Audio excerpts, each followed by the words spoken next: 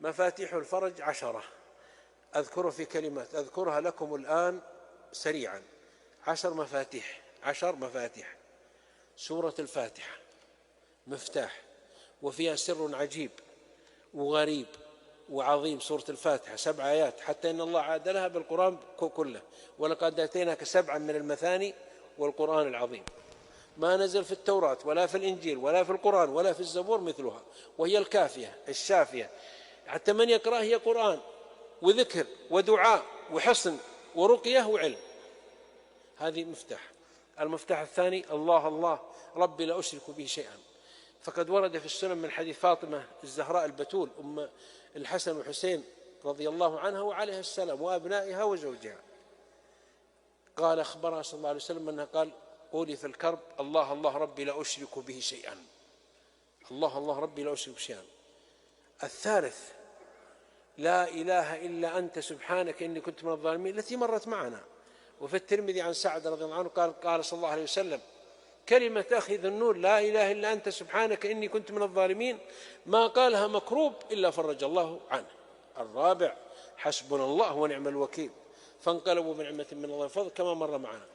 الخامس: لا حول ولا قوة إلا بالله فإنها كنز من كنوز الجنة. ولا يمنع أن تقول هذه كلها في يوم، ترى في دقيقة واحدة، يعني ما تقدر دقيقة، في يوم واحد تقول هذه، وإن كررتها فأحسن. لا حول ولا قوة إلا بالله كنز من كنوز الجنة كما في الصحيحين.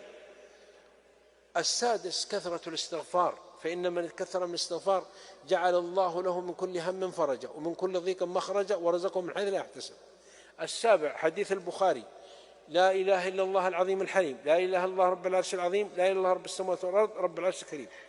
الثامن: الحديث في الصحيحين: اللهم إني أعوذ بك من الهم والحزن وأعوذ بك من العجز والكسل وأعوذ بك من البخل والجبن وأعوذ بك من غلبة الدين وقهر الرجال. أما التاسع: فيا حي يا قيوم لا إله إلا أنت برحمتك أستغيث، كان يقولها صلى الله عليه وسلم، وهو من دعاء الاستغاثة وكشف الكرب. لا يا حي يا قيوم لا إله إلا أنت لا إله يا حي يا قيوم لا إله إلا أنت برحمتك أستغيث، كان يقولها صلى الله عليه وسلم. أما العاشر في هذا الباب من أدعية الكرب: اللهم رحمتك أرجو فلا تكلني إلى نفسي طرفة عين وأصلحني وشاني كله لا إله إلا أنت. اللهم رحمتك أرجو فلا تكلني إلى نفسي طرفة عين وأصلح شاني كله.